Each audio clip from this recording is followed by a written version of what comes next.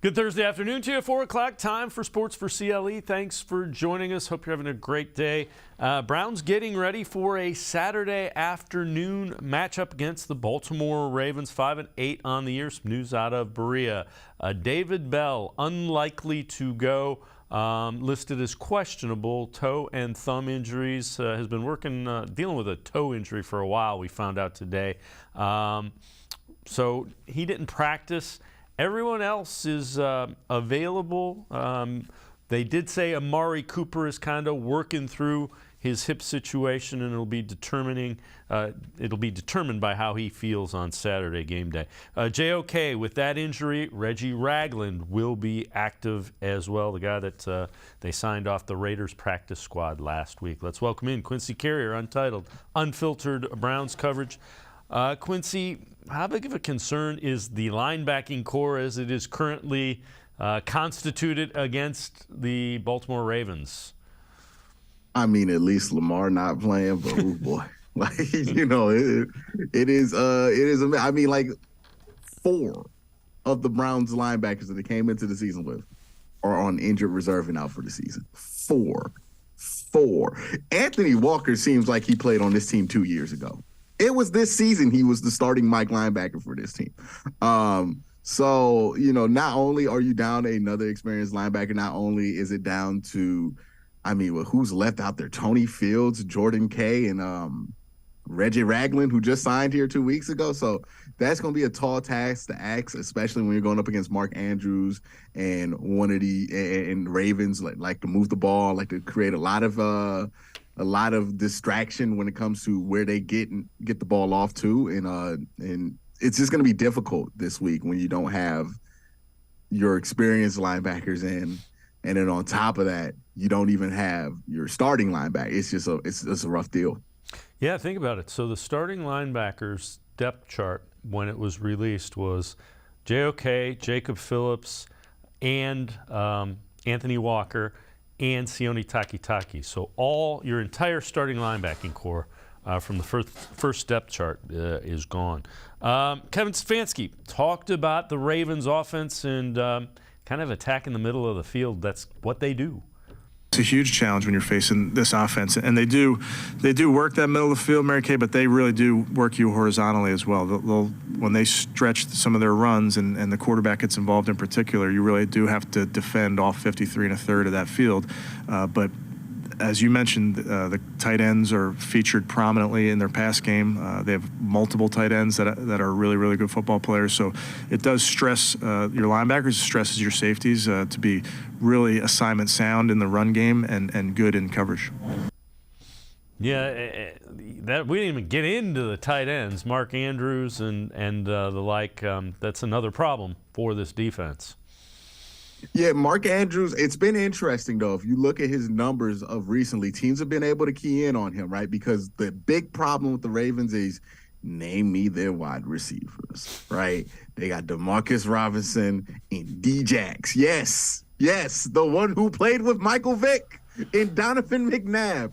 That D-Jax. Like, that is their issue, right? They have 4 wide receivers on the roster, and it's still difficult for you to name all of them with Duvernay.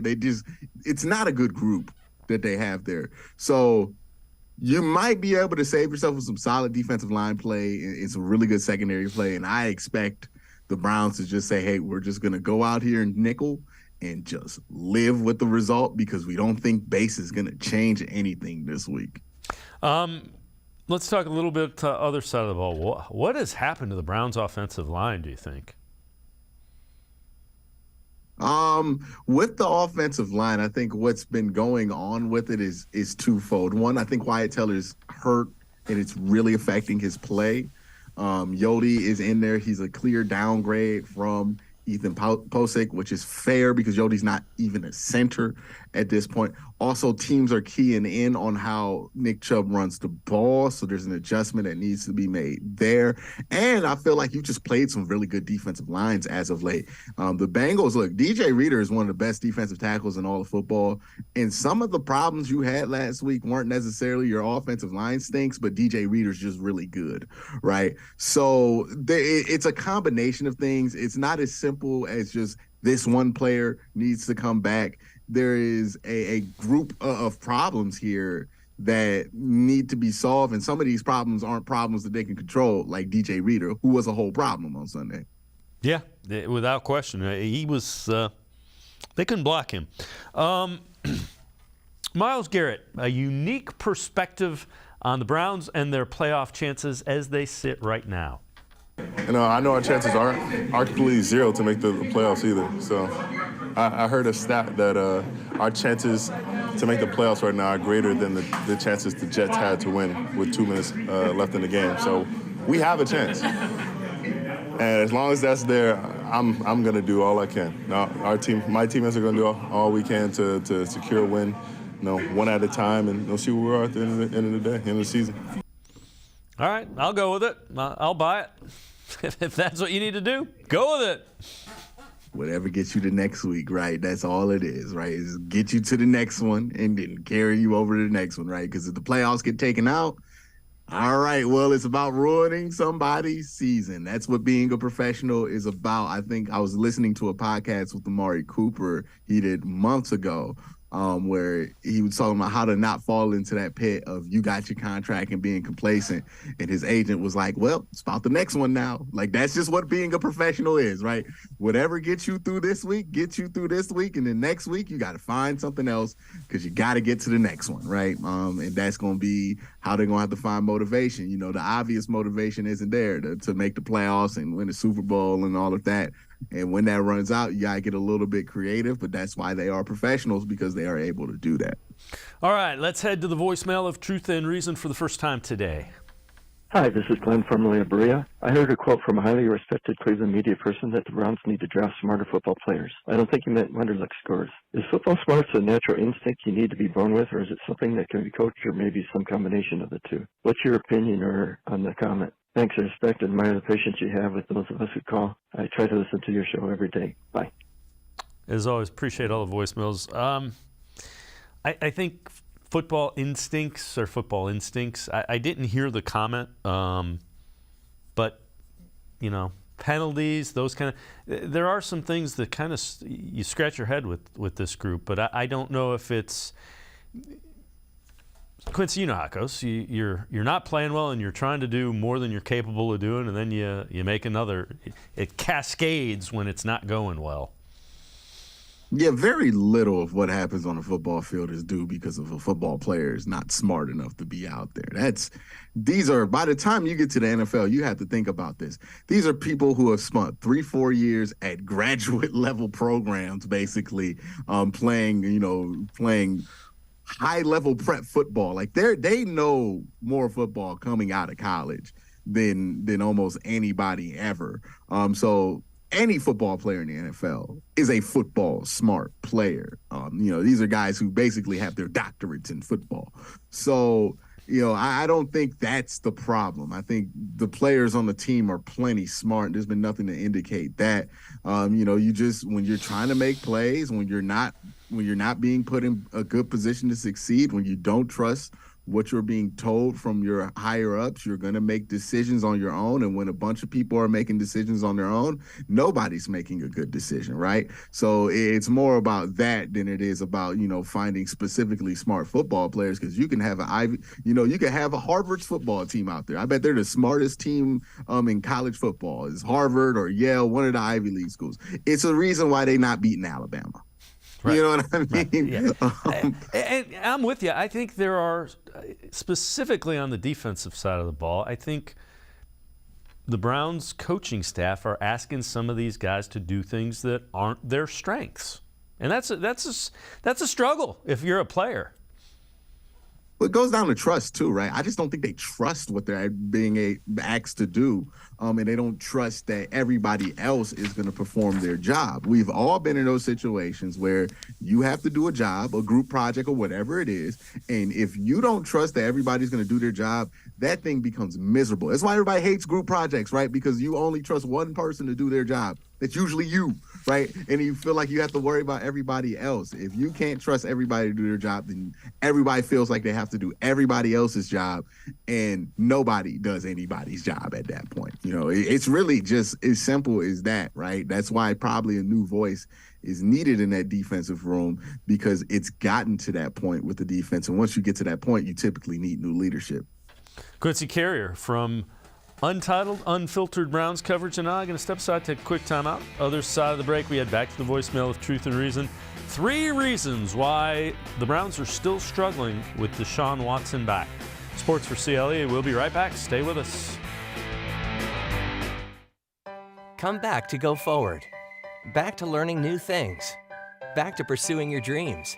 Tri-C has flexible learning options to fit your life. And every year, more than 1,000 local companies provide Tri-C students with real-world learning.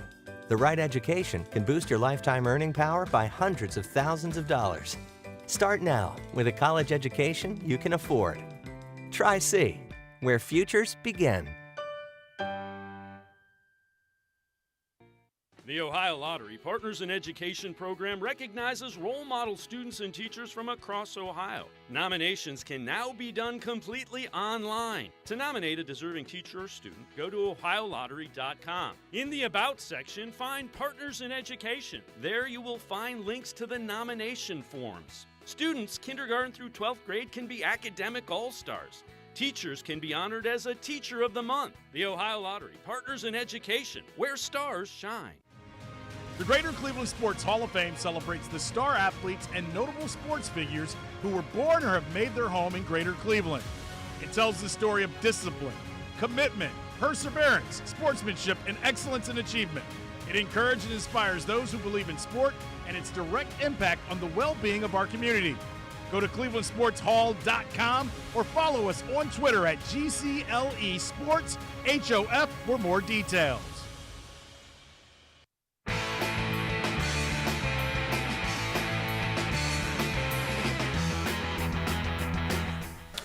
We continue talking Browns with Quincy Carrier, Untitled, Unfiltered Browns coverage. Let's head back to the voicemail of Truth and Reason. Hey, Dave, Frank from Cleveland. You need to backtrack on some of your earlier shows before Deshaun Watson was eligible to play, how you and G. Bush and everybody, this offense is going to open up and blah, blah, blah. Now it's going to take another year. I don't know. Number 2 is Stefanski doesn't know how to utilize his talent. I mean, if you're getting his doghouse, you're buried under the jail. Seems like to me. I mean, Kareem Hunt's going to have a fresh set of legs for some team next year. He hardly even uses the guy. He's a proven commodity. Come on, man. All right, Dave. Good, great show as always, but just venting a little bit, brother. Love the show. Bye. As always, appreciate all the voicemails. Quincy, that's a valid point. I did say that. Now, wait. I discounted the whole Russ thing. I kind of blew that off, and it's real. So yeah, I'm not gonna lie. It's going to take longer for him and for Kevin Stefanski to integrate him than I initially thought. That's a very valid point. I've said that. I mean, that's a fair point, right? That it's going to take a little bit longer. That the hope was that Watson could come in here, be his old self, and all of that. But he hasn't really been that far from what his expectation is going to be eventually going forward. Like, I felt like the Cincinnati game was like a slightly below average regular Deshaun Watson game. He kind of looks like he's just in a new system and that he could be fine going forward within the next few weeks here or there. My thing about the utilize his talent thing is, like, every time Kareem Hunt in there, y'all complain that Nick Chubb not. Well, yeah.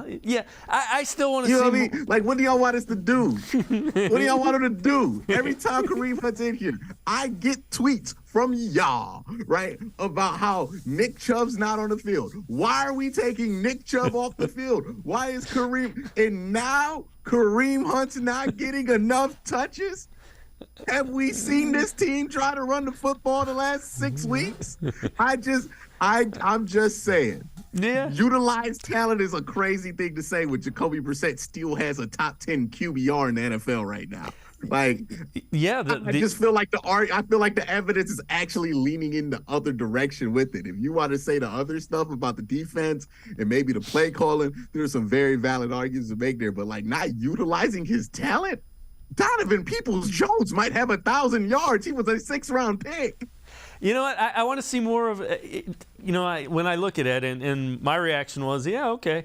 I thought it would be more explosive. I thought Njoku.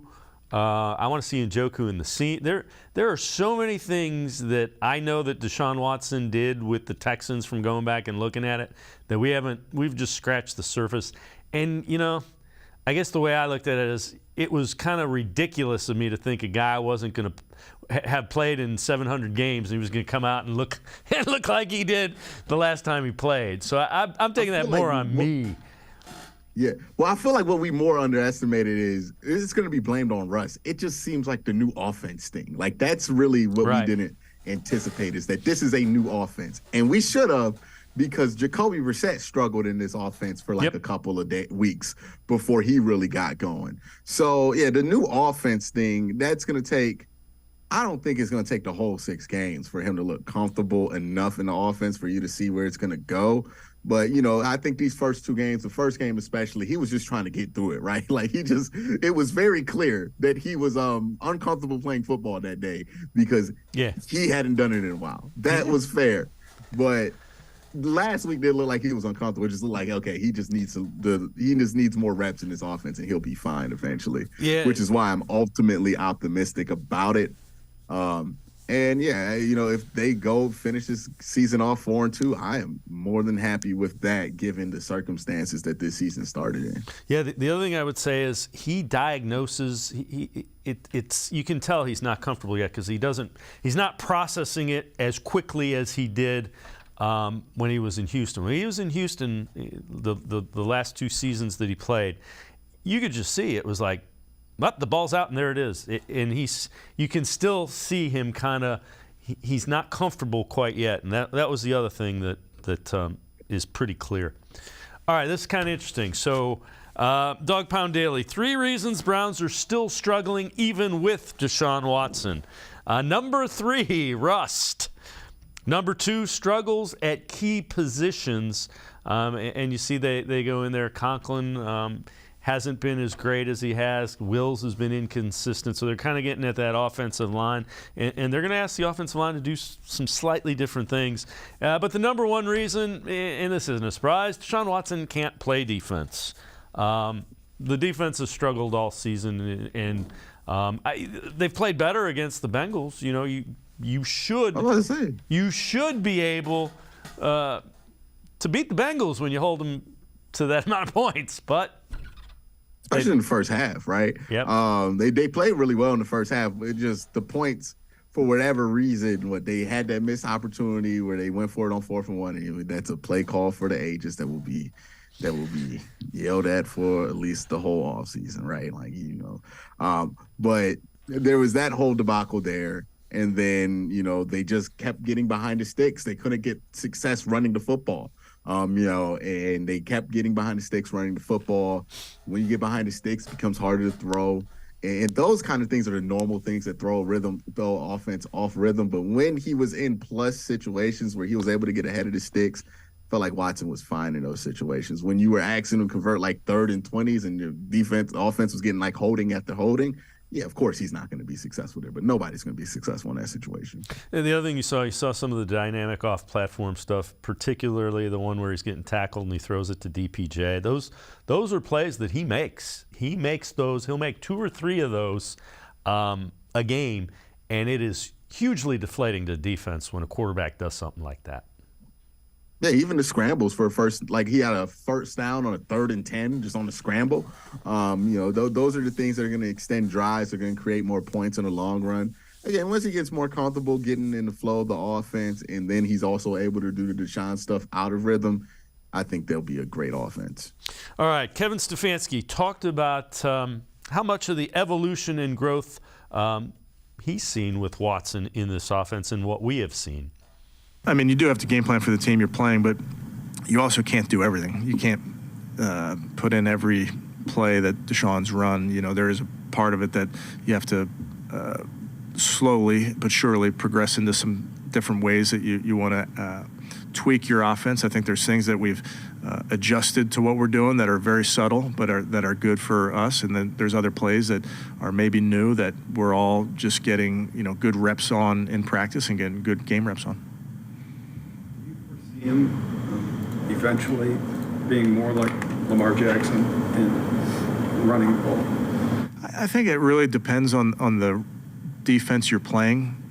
Some teams don't give you those opportunities and how they defend some of the runs, but we don't have a number of runs that he has to have in the game or those type of things. It's really based on the game that we're playing. So Quincy, two things. What do you think Kevin Stefanski can do to kind of help get Watson going? And then what do you think the offense's ceiling is? What do you think the floor is with Deshaun Watson? Well, the ceiling's always going to be determined on what he has around him, but he's going to always – the average is going to go up, right? You're going to always be around at least like a 12-8 offense with this combination, I think. What can Kevin do to make sure that Deshaun is in a position to be successful? That's up to the interpersonal relationship between these two. How well are they figuring out what Deshaun sees in certain coverages versus what the play requires that he sees? How well are they melding these things, knowing what Deshaun likes in certain situations and making sure that you're calling that, right? It's with a quarterback as good as him, it's not going to be as simple as throw some screens and get him some easy completions early going. That's obvious. You can do that stuff with him. But with Deshaun, it's like, okay, if you get into these situations, what does he like? What concepts does he really like within this offense and get a grasp for it? And that's why learning a new offense is less about learning I feel like we think like learning a new offense sometimes is just like reading the playbook. It's a lot less about reading the playbook and just like experiencing the playbook and then figuring out, okay, this is what I like here. This is what I like here. I like this concept because I can see this better here. How many steps in this drop do I need to get to, right? Working on him with those things. That's going to be what Kevin can do to make him better. Quincy Carrier from Untitled Unfiltered Browns Coverage and I going to step aside, take a quick time out. We'll head back to the voicemail of Truth and Reason, talk some defense, hear from Myles Garrett. Sports4CLE will be right back. Stay with us. Come back to go forward. Back to learning new things. Back to pursuing your dreams. Tri-C has flexible learning options to fit your life. And every year, more than 1,000 local companies provide Tri-C students with real-world learning. The right education can boost your lifetime earning power by hundreds of thousands of dollars. Start now with a college education you can afford. Tri-C, where futures begin. The Ohio Lottery Partners in Education program recognizes role model students and teachers from across Ohio. Nominations can now be done completely online. To nominate a deserving teacher or student, go to ohiolottery.com. In the About section, find Partners in Education. There you will find links to the nomination forms. Students, kindergarten through 12th grade, can be academic all-stars. Teachers can be honored as a Teacher of the Month. The Ohio Lottery Partners in Education, where stars shine. The Greater Cleveland Sports Hall of Fame celebrates the star athletes and notable sports figures who were born or have made their home in Greater Cleveland. It tells the story of discipline, commitment, perseverance, sportsmanship, and excellence in achievement. It encourages and inspires those who believe in sport and its direct impact on the well-being of our community. Go to clevelandsportshall.com or follow us on Twitter at GCLE Sports HOF for more details.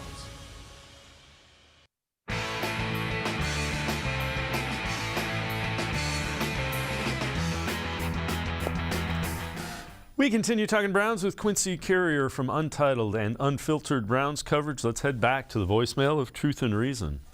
Yeah, hi, this is Ron from Cleveland. Love your show. I just wanted to call in and see what you guys think of this trade that I think could happen. It looks like Myles Garrett is totally upset with the Cleveland Browns.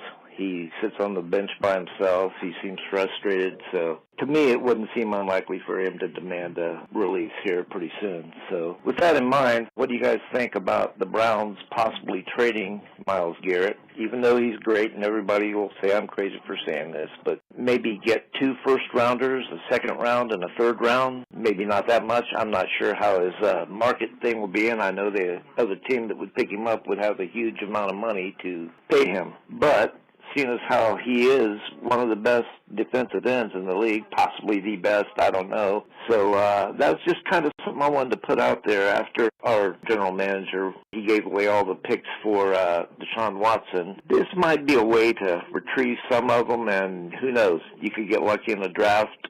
Just tell me what you think about it. Thanks a lot. Love the Browns. Go Browns. Woof. As always, appreciate all the voicemails.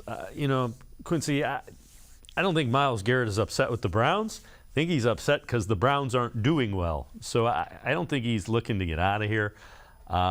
Even if he was, I wouldn't trade him. I'm not trading him. But he's you don't trade Myles Garrett.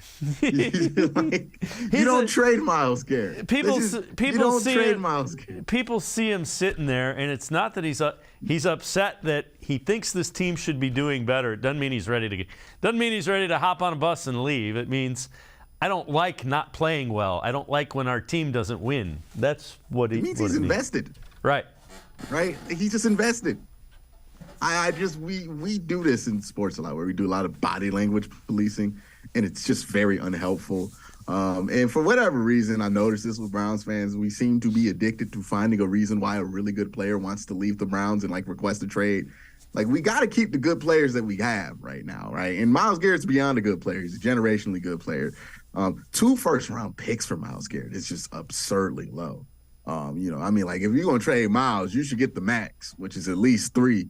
And you might say that price is absurd, but I promise you don't trade Myles Garrett unless somebody's willing to pay an absurd price. This is not somebody you're going to give a reasonable deal on. You don't just trade Myles Garrett, right? You don't trade Myles Garrett for sale or No, you don't trade Myles Garrett. Nope, I'm with you. Until you have to, you don't, and you don't have to.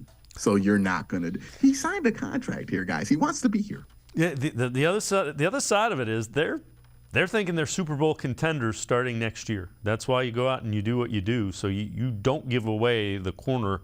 They didn't trade 3 first-round picks to win later. Right, and you know what I mean? By trading him away and getting first-round picks or picks of any kind, you're resetting that clock, and you don't want to do that. And then now we're going to wait till Deshaun Watson's 30 to make the run. Come on. Now, we got to go now. All right. This is from Jake Trotter. Among edge rushers, Myles Garrett leads the NFL in pass rush win rate, 28.7. He's also been double-teamed more often at better than 31% than any edge rusher. What they're saying is the other teams are dedicating more resources to stopping him, and he is still beating them more often than anybody else. That's what in English, that's what that tells you. It tells you Myles Garrett's the best defensive player in football right now. Yeah. Again, mind you, he's doing this with some of the worst help in football, right? It's incredible. If he were on a better team, we'd be talking about this like it's LeBron in 2006. Oh my goodness, dude, he is incredible. But yeah, Myles has been really, really good. One of the best players. Is why I'm so incredulous about anybody trying. You just don't. When you have one of the best players in football and you're trying to win within the next few years, and that player is young, you got to keep that guy. There's no trading him. And there's not enough first-round picks in the world for me to trade him. Yep, I'm with you. Kevin Stefanski and Myles Garrett today both talked about him kind of being in the running and in the conversation of being Defensive Player of the Year. Yeah, I think really since we've been here, and when you're a player of Myles' stature, you're going to get a lot of attention. Teams go into it and they want to chip him with tight ends. They want to slide the center to him so that the guard can get out to help him. So he has to fight through double teams. He gets the attention because of his history, just like a lot of guys, a lot of the premier rushers, and that can't slow you down. He plays a lot of snaps for us too. He plays, doesn't come off the field very often, so he's playing at a high level, and we need him to play at a high level to play good defense. I like to think that I'm in the thick of it, and there's 4 games left, and there's no reason why I can't be at the top of the sack leaderboard. So I'm going to keep on continuing to play at a high level, high effort, and give the most for these guys. And at the end of the day, whatever's said and done, I gave my all for my guys. And again, Quincy, because the Browns have not had the season as a team collectively, that in some instances will work a little bit against them. You know, if it's relatively even between a guy that's on a really good team and a guy that's on a not so good team, that defensive player of the year usually goes, you know, the tiebreaker is how your team's going. Yeah, and your your just basic stats, right? Like the advanced numbers and everything else that we could look at, be like, hey, Miles might be the best defensive player in all of football. That's not what the people who vote on that award really look at, right? Unfortunately, they look at sacks, they look at TFLs, they look at traditional numbers. And traditionally, he's not having the craziest season, right? I mean, it's crazy. We could kind of hand wave a 12 sack in with 4 games left. Like, it's like, oh yeah, it's not a crazy season for anybody. Like, you know, that's just kind of what Miles does. It's like, oh, 12 sacks. So what? It's not like the crazy statisticals. He's not like leading the league in sacks or anything like that. So it's going to be hard for him to get it. But in I bet he's going to be the king of, you know, Pro Football Focus all pro team list and AP all pro list and all that. Yeah, I would agree. All right, let's head back to the voicemail of Truth and Reason. You know, it's kind of obvious that Kevin will let go of Joe Woods next season, and whoever he hires has to put everything all together in one single season, because looking at the 2023 schedule, it is not going to be easy. We are facing the NFC West, so the 49ers, Seahawks, Rams, and the Cardinals will be back on our schedule. We need to put everything together defensively, because if not, those teams will run on us like that. As always, appreciate all of the voicemails. And Quincy, it's way too early to start looking at the schedule and thinking what the NFC West is going to be like. The defense. Can you imagine escaping one Baker Mayfield return game just to have another one on the schedule next year? Could you imagine? I don't want to. The defense has to get better. It's got to be better. It's got to be different, and it's got to be better. There's no reason it should be this bad. No, there's no good excuse for it. There is. So if it continues next year, then the defense. Look, no matter who Kevin hires next year, the truth is that the defense has to be better, right? Like, if it's going to be Joe Woods again, which I would know, but the defense has to be better, because if that defense stinks again, then there's no defending Kevin out of this, right? Like, you had an opportunity to fix this and you continued to let it be broken or did not do enough to fix the problem. Like, the defense cannot be as bad as it is right now next year, or else everybody's gone. Yeah. Absolutely. Quincy Carrier and I are going to step aside, take one more time out, other side of the break. We'll head back to the voicemail of Truth and Reason and take a look at a disturbing stat. Sports4CLE will be right back. Stay with us. The Ohio Lottery Partners in Education program recognizes role model students and teachers from across Ohio. Nominations can now be done completely online. To nominate a deserving teacher or student, go to ohiolottery.com. In the About section, find Partners in Education. There you will find links to the nomination forms. Students kindergarten through 12th grade can be academic all-stars. Teachers can be honored as a Teacher of the Month. The Ohio Lottery Partners in Education, where stars shine. The Greater Cleveland Sports Hall of Fame celebrates the star athletes and notable sports figures who were born or have made their home in Greater Cleveland. It tells the story of discipline, commitment, perseverance, sportsmanship, and excellence in achievement. It encourages and inspires those who believe in sport and its direct impact on the well-being of our community. Go to clevelandsportshall.com or follow us on Twitter at GCLE Sports HOF for more details.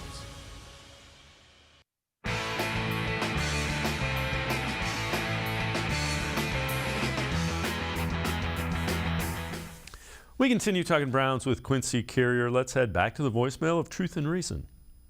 Hi, this is Rico. I just got done listening to Watson's press conference. A reporter asked him what was part of his decision coming here. And obviously, we all know that the $230 million was a huge, huge part of him coming here. But he also said the roster and his belief in this organization that he can win a Super Bowl here. I truly hope that Andrew Berry will reward him, other than financially, with the players and the coaches to get the elusive Super Bowl trophy. I want Watson to never regret his decision coming here. I know that the money will help him ease his decision, but players play the game to get titles, and I really do hope that our GM can make the necessary moves, whether that be players or coaches, to provide him with the necessary tools to achieve that incredible accomplishment of winning Cleveland a Super Bowl title. Thanks.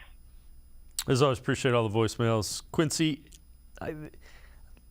this roster's better than a 5-8 team. That's part of the problem. There's some mismatches now. You can't go light defensive tackles and light linebackers and not expect somebody to run the ball down your throat. That's the biggest problem. There are others. Well, I don't even think the problem was like the weight of the players as much as it was the players itself, right? Like you could have had players at the similar height and size if they were better. You did last year and you were fine. I just think they underestimated that, Jordan Elliott was not good. I don't know what went into the evaluation with Tommy Togiai about what they saw in year one and what they felt like they saw in year two. But I felt like it was obvious in year one. And I felt like with Jordan Elliott, it was pretty obvious. Now, he did a whole weight transformation. I can see how they bought into that. But to go into this season with those two being relied on as heavily as they have and those two to flop as hard as they did, it's tough. It's tough. Yeah. It's going to tank the team. Yep. That is a big X mark on the front office. It didn't work. And you can probably throw Jacob Phillips somewhat in that mix as well. All right, this is concerning. Most big plays allowed during the 2022 season. Texans number 1, 62 rushes, 35 pass plays, 97 overall. This is rushes of 10 or more yards, passes of 20 more. Giants are second at 56, Seahawks 44, Packers 46, Browns 47 rush, 36 pass, 83 overall. So fifth worst. That's not a list you want to be on. Can't stop the run, can't stop the big plays. I mean, you feel kind of hopeless, right? You stop the run, then you let a big play happen. Penalties, I bet we're up there in penalties too. Drive extending penalties. We got to be close up there, especially after this last game. Just the defense. I find it difficult to find new ways to say that this defense is just not good, but they just aren't good. Yeah, I mean, we're hitting all the metrics. We're finding all of them. Oh, yeah, they all say the same thing. Right. They suck. We've got it in a number of different languages for you. One of them's sure to click with you. Kevin Stefanski talked about this Ravens defense and how good it has been. They can play multiple personnel groupings. They can play 5 on the line of scrimmage or an even front, 4 down front. They can press you. They can play zone. They can play man. They really do a little bit of everything and to keep you off balance. And then I think they have very versatile football players.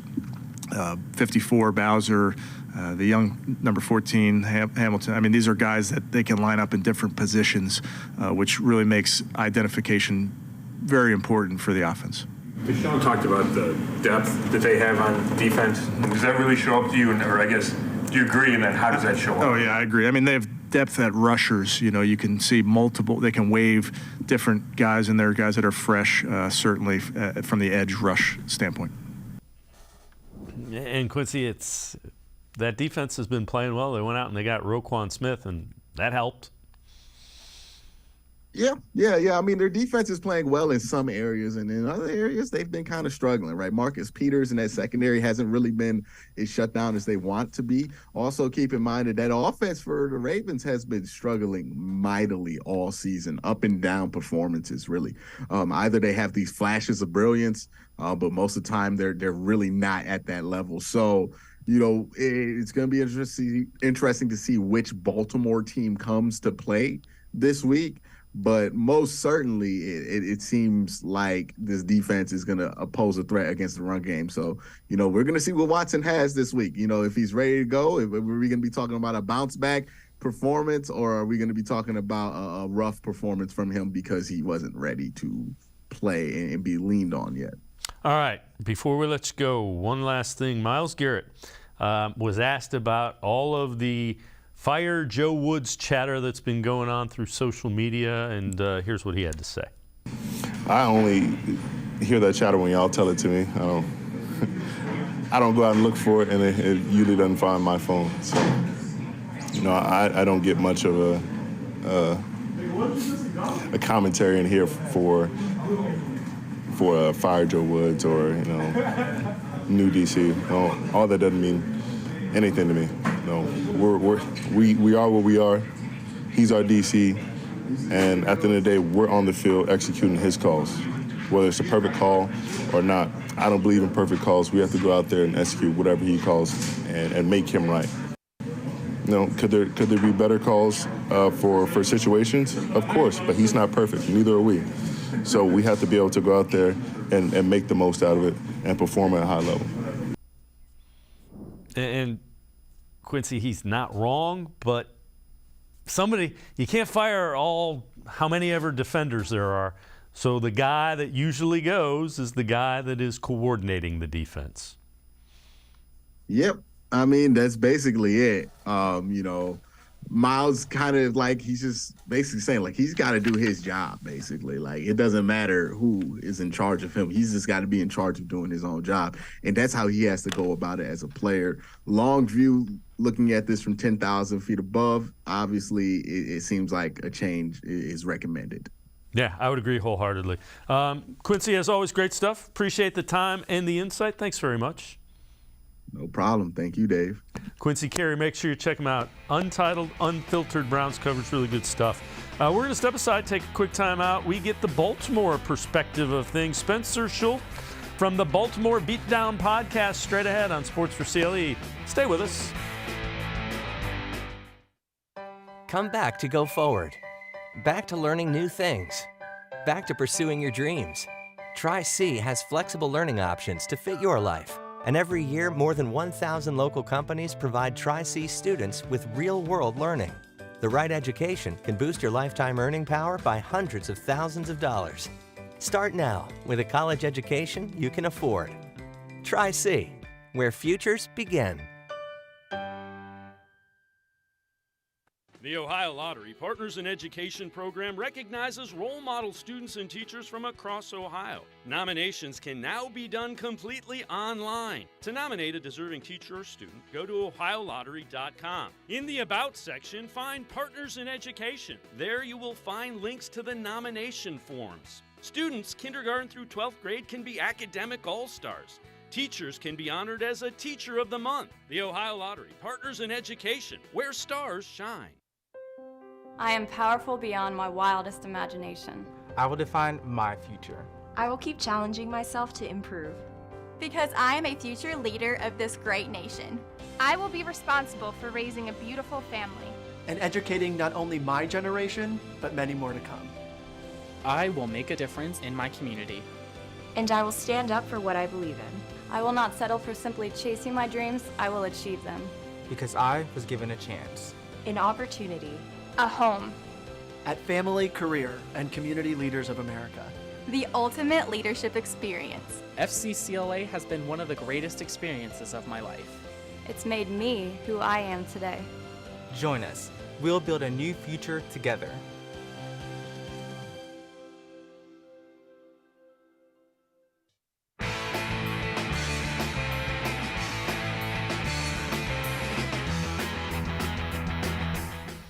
We turn our attention to the Ravens coming into town to play the Browns Saturday 4:30 kickoff. Lamar Jackson will be a no-go for this one. Adam Schefter.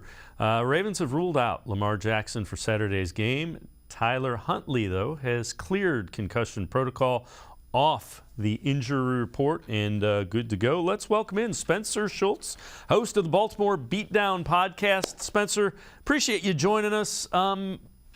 What do you expect to see from Tyler? Browns fans know Tyler Huntley pretty well from last year. We've had a number of people that wanted them to try to sign him in the offseason. It's like, yeah, that's not going to work. What have you seen from Tyler Huntley this year when he's played?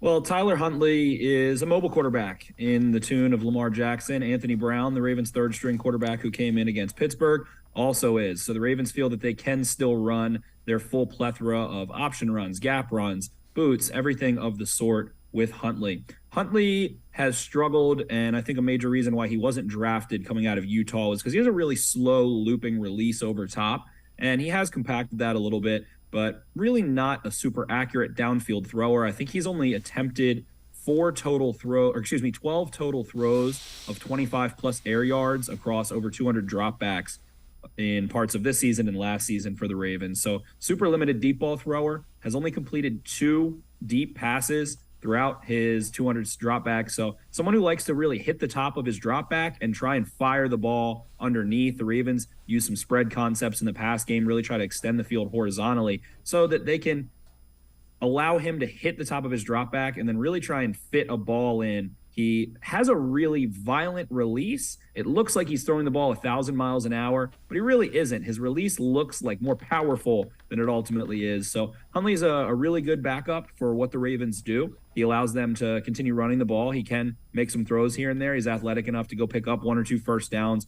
with his legs and make some plays. So Huntley is a nice backup for the Ravens, but I wouldn't quite consider him the level of backup that a guy like Jacoby Brissett has been for the Browns.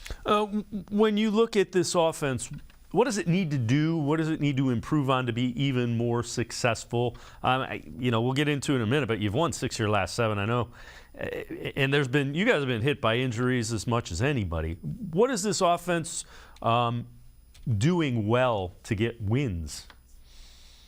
Right, Dave. And the tough part of the injuries that the Ravens sustained last year was that it's ultimately not Madden football. It's not a video game. Guys are still dealing with the repercussions. Ronnie Stanley has been in and out of the lineup. J.K. Dobbins has been in and out of the lineup. Gus Edwards, Lamar Jackson now at this point. So Mark Andrews has also been banged up throughout this season. So the Ravens have truly been a next man up offense. It's the first time since 2020 that Gus Edwards and J.K. Dobbins and Ronnie Stanley have been on the football field at the same time. The Ravens are running the ball really, really well when Ronnie Stanley's in the lineup. They have gone for at least 146 yards in every game that Ronnie Stanley has finished since he came back against the Cincinnati Bengals in October. So the Ravens need to keep doing that, running the football. Rashad Bateman was a major, major devastating loss for what this offense looks to accomplish. They had one guy on their entire roster that they felt comfortable isolating and sticking to one side, forcing man coverage or forcing a safety to kind of split the difference and asking to go win. And Rashad Bateman produced 2 touchdowns over 50 yards in his first 2 weeks. And then in week 3 makes a game-winning play against the New England Patriots on a long completion, runs up the sideline and allows the Ravens to score and ice the game. Then he sustains a foot injury in week 4 against the Bills. He's out. So the Ravens pass game has been awful. They have not had their backs until just last week. We saw how that went for them.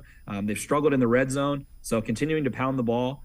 They've also struggled to kind of philosophically, when they're in the red zone, they kind of bunch everything really tight, have super tight alignments, but then attack vertically after flooding the middle of the field with the defense. So I think they need to do a better job. Hey, if we're going to go tight, we need to attack the perimeter when the back line is against us. And hey, if we want to attack the middle of the field, maybe we should spread things out when the field is condensed in the red zone. I think those are major keys. And for the Ravens to just keep pounding the ball. And a major key is the injury gods, just letting them stay somewhat healthy, especially with their offensive line and running backs. You guys went out and traded for a really good linebacker, Roquan Smith. What has he meant to that defense in the time that he's played there? He communicates like someone that's been there for a really long time, and you see all the clips that the Ravens put out. They do Ravens Wired, a 25-minute little hard knock series that they put out basically every week. It's a little more team propaganda than maybe HBO would get into, but the ability to go play nickel and have 2 really athletic linebackers while providing more coverage defenders, more safeties. Kyle Hamilton's been playing nickel a lot, but having 5 DBs on the field and being able to go play 2 high a little bit more and stop the run has been the major addition statistically for what the Ravens have done. They're able to go play a light box and then have 2 really rangy sideline-to-sideline linebackers. Their defensive front has done a great job keeping those guys clean. And then it's just kind of consistency there. The Ravens are able to kind of line up and have a key major personnel group with Kyle Hamilton playing in the slot on third down, Roquan Smith on the field. They rotate what they're doing up front in terms of rushing the passer, but it's kind of the same 5-6 guys taking most of those snaps. So I think it's allowed them to feel like they can get into a rhythm. And then he is one of the best, probably a top 5, top 3 coverage linebacker in football. We see him go make a play and pick off Mitch Trubisky in the red zone last week. He's a dynamic blitzer, so it's kind of like just adding a second Patrick Queen in some ways that can make so many plays athletically and is a mobile guy on the back end. So he's been a super dynamic player. And the Ravens have been the second best rushing defense in football since trading for Smith. They've played some decent rushing offenses. They haven't really gone against any of the juggernauts. Brown's a very good rushing offense, even though they struggled last week. So I think it's going to be a key test for them. And having 2 guys that can go match a Nick Chubb to some degree athletically is a major key for this game.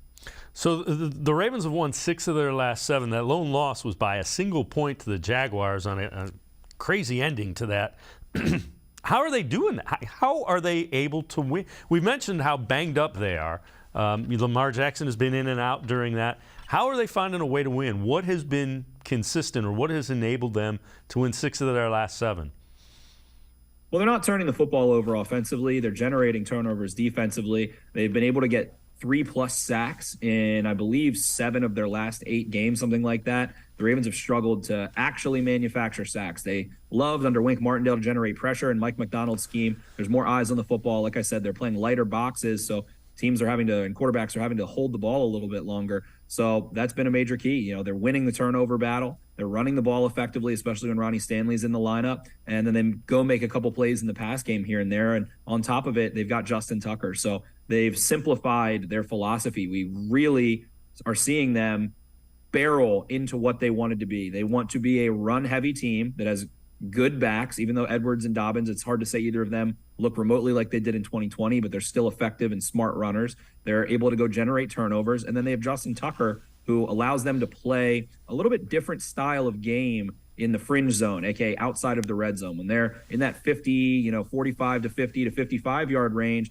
they can dial up some things knowing they're in scoring range so confidently still. So they're trying to minimize the possessions that other teams have. We saw the Steelers last week only get 9 possessions total. The Ravens obviously had 10, which was the second lowest of the week, only to the Steelers. So they're reducing the amount of possessions, hoping to turn the football over, score a touchdown or 2 and kick a couple field goals, and ask you to go into a defense that has guys like Roquan Smith, Patrick Queen, Marcus Williams, Kyle Hamilton, and some pretty, loose edge rushers right now, a deep rotation. So it's hard to beat them up their spine. They've got Marlon Humphrey on the outside. So we're just seeing them buy into their own supply, buy into their own philosophy more than they really have since 2020 or 2019. Spencer Schultz from the Baltimore Beatdown podcast and I are going to take one more time out. Other side of the break, talk a little bit more about Lamar Jackson, find out what the Ravens think about Deshaun Watson. Sports4CLE will be right back. Stay with us.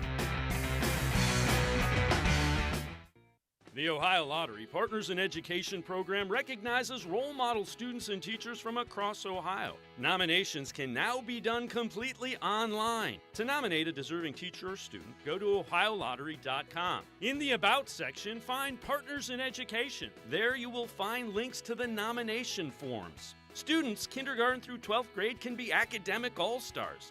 Teachers can be honored as a Teacher of the Month. The Ohio Lottery Partners in Education, where stars shine.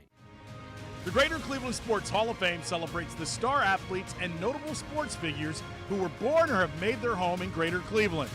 It tells the story of discipline, commitment, perseverance, sportsmanship, and excellence in achievement. It encourages and inspires those who believe in sport and its direct impact on the well-being of our community.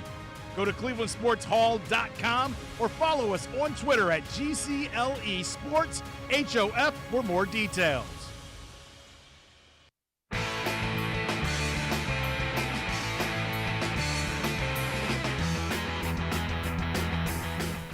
Browns and Ravens getting ready to do battle Saturday afternoon, 4:30 First Energy Stadium. We're talking with Spencer Schultz, host of the Baltimore Beatdown podcast. Spencer, Lamar Jackson hasn't signed that extension yet, the new deal, if you will. What do you think happens with him and the Ravens? How does this play out, do you think? It feels very difficult to say at this point. It felt like it was going to get done ahead of the season. The rumblings in Baltimore are that the Ravens did exceed Kyler Murray's deal and Russell Wilson's deal, and there was going to be upwards of a $200 million contract. Lamar Jackson put a deadline on it. He said, I don't want to be doing these discussions during the season. And apparently the clock actually did run out on sorting out the guarantees that Lamar Jackson would have wanted. So it appears that they are still negotiating. They are still at that point, but it doesn't feel quite as certain that we see Lamar Jackson sign that long-term deal or ink that long-term deal for the future. I think everything's kind of on the table in ways right now. I don't think it would be shocking to see him not play for the Ravens next year. The franchise tag obviously in play, a tag and trade obviously in play, but the team is still negotiating with Jackson, and he just hasn't really had a wealth of weapons around him, which I think kind of allows them to examine him in a vacuum as a player in many ways. They know the person. He's been with the Ravens for half a decade now. But when he doesn't have Rashad Bateman, when his offensive line is shuffling Ronnie Stanley now, when he doesn't have his running backs, he has still dragged them to a pretty good record, and he did the same thing last season. So if they are able to get some stability, some injury luck, and provide him with another threat outside of Bateman and Andrews, and God forbid they stay healthy, I think that the Ravens would be in a good spot and able to go make a real Super Bowl run where it feels like they're kind of handcuffed this season after Bateman's injury. He because of the way he plays and because he runs the football in the open field, he gets banged up a lot. Is that at all a concern, or is that just kind of the way you deal with a quarterback that plays the way he does? I think we see him do a really great job protecting himself as a runner. It has been, I think, 4 injuries he sustained in games. One of them, he hurt himself flipping into the end zone, celebrating. Another one was Jeremiah Owusu-Koramoah last year, knocking him out of the Browns game, grabbing his ankle and twisting his ankle a little bit, which was as a passer.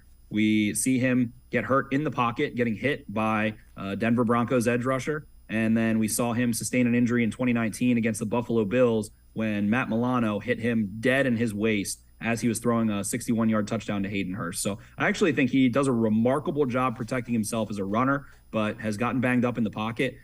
This year he put on some weight a little bit to try and deal with some of the injury and wear and tear and the banging and bruising that it takes to be an NFL athlete that does carry the football. But again, you see him run out of bounds. You see him give himself up. You see him do a quick give up so often, and he does it in such tight quarters. I actually think it's one of the greatest skills that he possesses, his spatial awareness and ability to protect himself. So it's been a little fluky. He hasn't really sustained a major injury. You knock on wood for that. But I think the Ravens kind of like what he's done and like the system that they have in place for him. And, is he going to be as fast as he is now when he's 35 years old? No, probably not.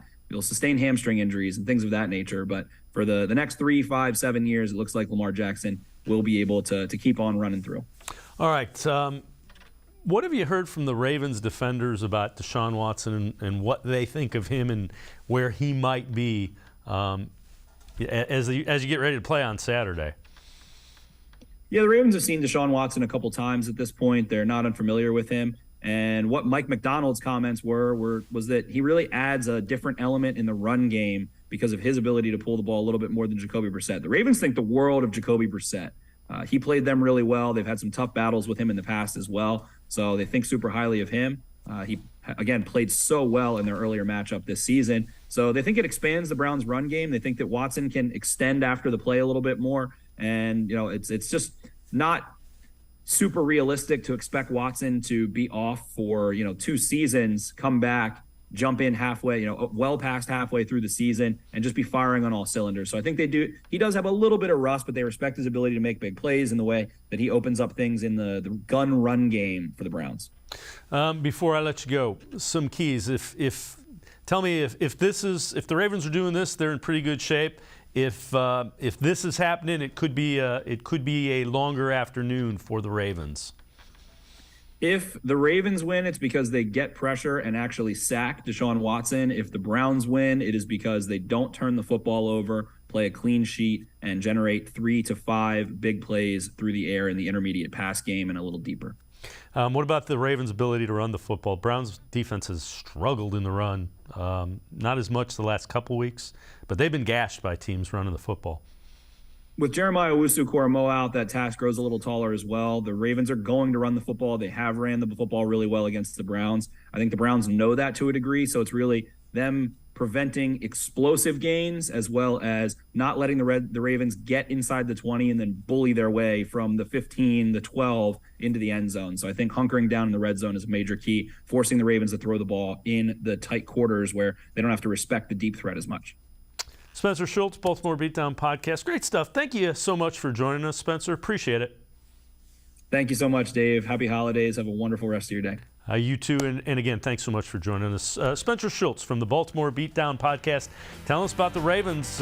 They've been banged up, have won 6 of their last 7. They'll be here Saturday against the Browns at 4:30. That's going to do it for this edition of Sports for CLE. We will see you back here tomorrow at 4 o'clock. Have a great night, everybody. See you tomorrow at 4 on Sports for CLE.